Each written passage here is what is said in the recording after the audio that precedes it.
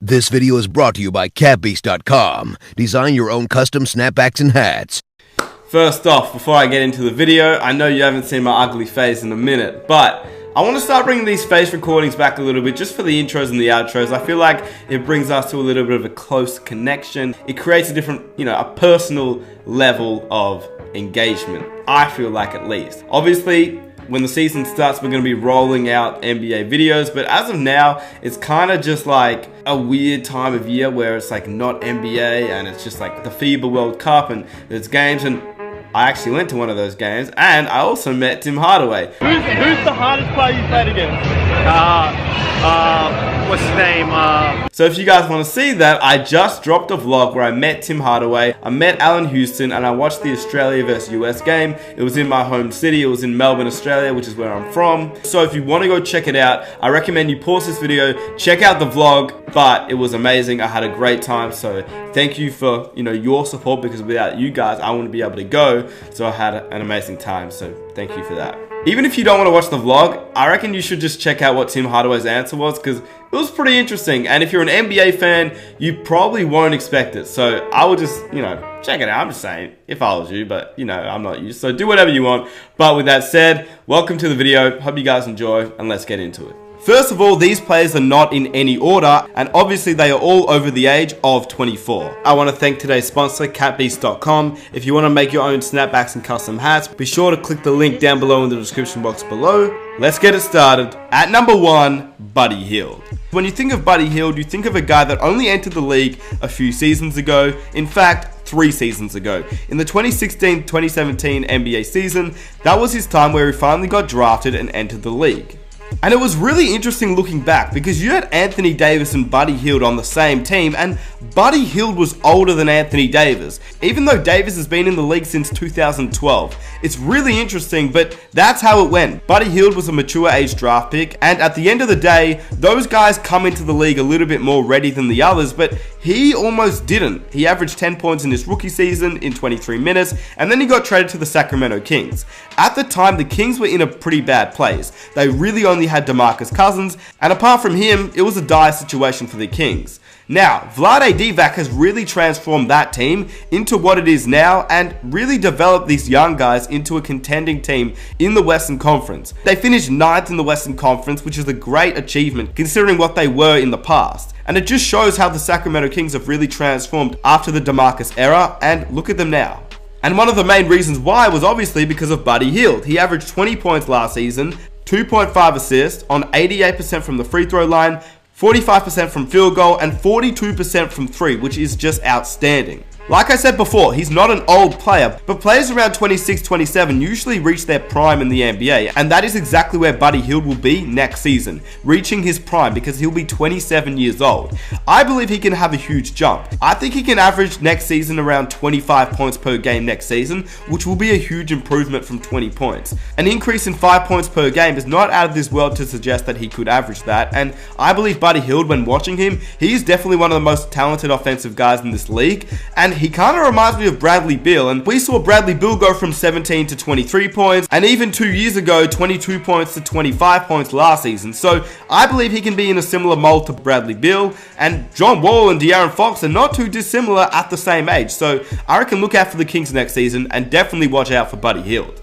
At number 2, Spencer Dinwiddie. The Brooklyn Nets obviously had one of the greatest offseasons in NBA history. Even though Kevin Durant is injured, getting Kyrie Irving, Kevin Durant, and DeAndre Jordan obviously is a huge offseason, no matter what offseason it is. But obviously, Kevin Durant is not on the Brooklyn Nets next season, so it's going to be up to Kyrie Irving and guys like Caris LeVert, Spencer Dinwiddie, and the rest of the Brooklyn Nets roster like DeAndre and obviously Jarrett Allen to perform. And I believe that they will do that, especially in the Eastern Conference, which is definitely wide open. Obviously, Spencer Dinwiddie last season came off the bench, and in fact, he was one of the best to do it.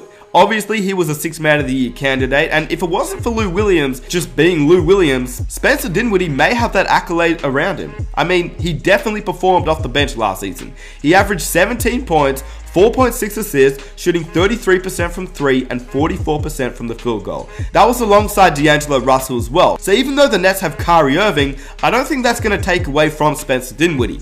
And with Spencer Dinwiddie being 26 next season, he could go from averaging 17 points to around 20 points next season because he only averaged 12 field goal attempts last season, he only started 4 games, and he only played 68 games last season. So Spencer Dinwiddie, with one more season and one more preseason under his belt, he may take that next step next season. I believe he can average 20 points per game. At number 3, I have a pretty interesting player. I've got Norman Powell. He's obviously not a guy that we see as one of the best scorers in the league. In fact, he's far from it. He only averaged 8 points last season, shooting 40% from 3, which is really good, off 28% the year prior, and 48% from the field goal. He's a guy that obviously hasn't really had much of a chance in this league. He only played 60 games last year, only started 3 of them, only played around 19 minutes per game, and only averaged 6.7 field goal attempts. Now, the Toronto Raptors are in that interesting situation where they lost their superstar in Kawhi Leonard, but they did just come off an NBA Finals, and they did come off an NBA championship. They still have Kyle Lowry, Serge Ibaka, Marc Gasol. But we're going to see how those guys play together and if they can really still be a contending team in the Eastern Conference, which means that maybe at the trade deadline, Kyle Lowry may be on the move, Marc Gasol may be on the move, Ibaka, all those guys can definitely be contributors for a team that's trying to contend in this year's NBA playoffs, which means that a guy like Norman Powell, who's pretty young, at 26 years old next season, has the chance to maybe enter a starting role and develop a little bit more with some more shot attempts, which in my opinion will probably happen either way as Kawhi Leonard is not on the team anymore.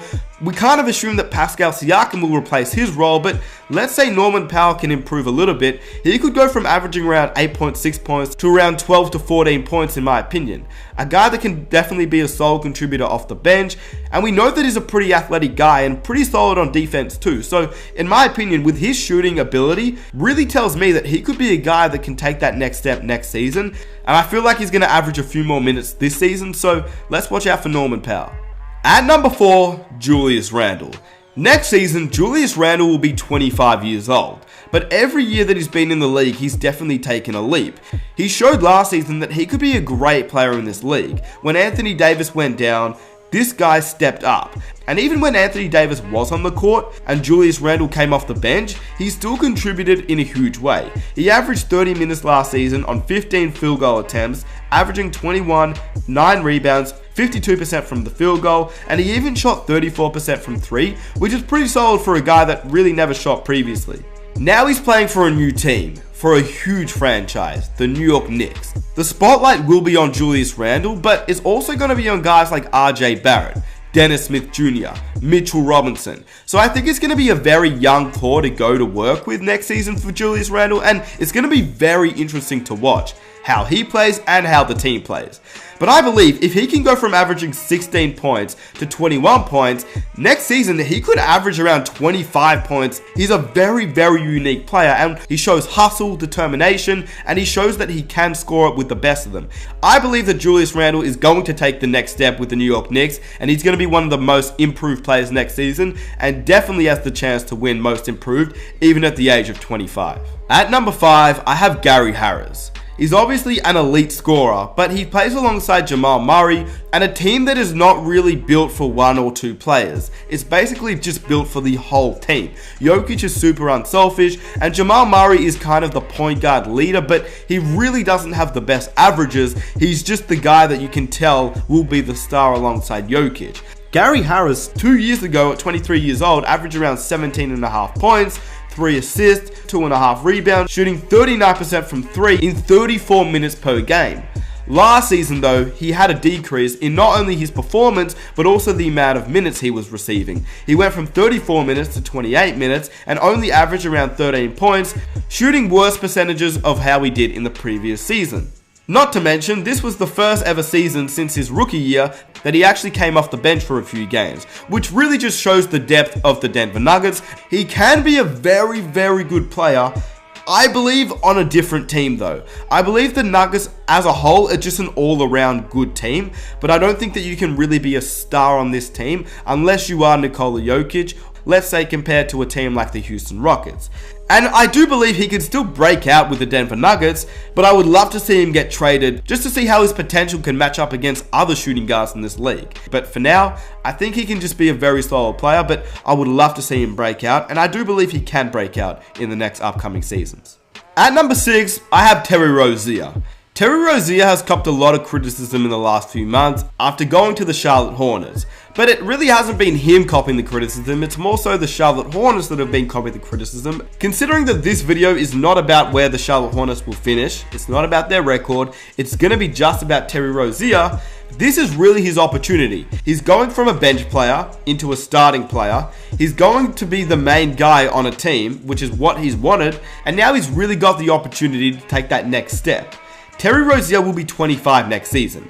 He's going to start to reach the prime of his career and he's going to have the opportunities. Now, we've seen what Terry Rozier could be as we saw him in the 2018 playoffs at 23 years old, where he managed to average 16.5 points, 1.3 steals, 5.7 assists on 82% from the free throw line, 34% from 3, 40% from the field goal on 14 field goal attempts per game in 36 minutes. In my opinion, he's going to have very similar numbers in Charlotte, averaging around 16.5 points and around 6 assists per game. Because we've seen that from Terry Rozier 2 years ago in the playoffs, I believe he's just going to have the opportunities to do that in Charlotte. So if he can go from 9 points to 16 points, which is a 7-point increase, he's going to be in the running for most improved. And it's just basically because he's really going to have the opportunities next season. At number 7, Caris LeVert. This guy was super unlucky last season. We all know about his injury, especially at a time where he was starting to show what he could be in this league. But he eventually came back and he still had the explosiveness and still showed that he is the same Caris LeVert before the injury occurred. So it's going to be really interesting to see how he performs next season. He just got offered a contract in which he accepted, and that contract extension makes me really happy to see. It means that Kyrie, Durant, LeVert, and a whole bunch of other guys are going to be locked up with the Brooklyn Nets, which shows that their future is looking very bright. I already talked about Spencer Dinwiddie, but Caris LeVert is in a very similar mold. And I believe he could definitely have an increase if he stays healthy next season. I believe he could go from averaging around 13 points to maybe 17 points next season if he starts or even if he comes off the bench. So watch out for Caris LeVert next season. At number 8, it's obviously the guy that really showed what he was last season in the playoffs and obviously throughout the regular season too. It's Pascal Siakam. Obviously, with Kawhi Leonard leaving, the small forward position is wide open, and it's wide open for this guy right here. Pascal Siakam basically had a 10-point increase last season. He went from 7 points to 17 points, 7 rebounds, 3 assists with basically 1 block and 1 steal per game. He shot 36% from the 3, 54% from field goal, and that was all alongside Kawhi Leonard. I believe he could go from a 17-point scorer to maybe a 22 to 23-point scorer at 25 years of age next season for the Toronto Raptors. But from his path to the NBA and even in the NBA, he's always shown us what he is. I mean, he was an NBA D-League Finals MVP. He was a D-League champion. Then he wins the Most Improved Player and he wins an NBA championship last season. So now that the future's here and Pascal Siakam will be 26 next year, it's going to be a very interesting time and a very interesting season next year. So let's watch out for Pascal Siakam and let's see what he can do for the Toronto Raptors. With that said, I hope you guys enjoyed this video. Be sure to hit that subscribe button, leave a like if you're new, follow me on Instagram and hit the notification button so you don't miss an upload. And with that said, let me know what videos you guys want to see next on this channel. If you have any ideas, any suggestions, I'd greatly appreciate it if you could comment down below. And with that said, I'm out.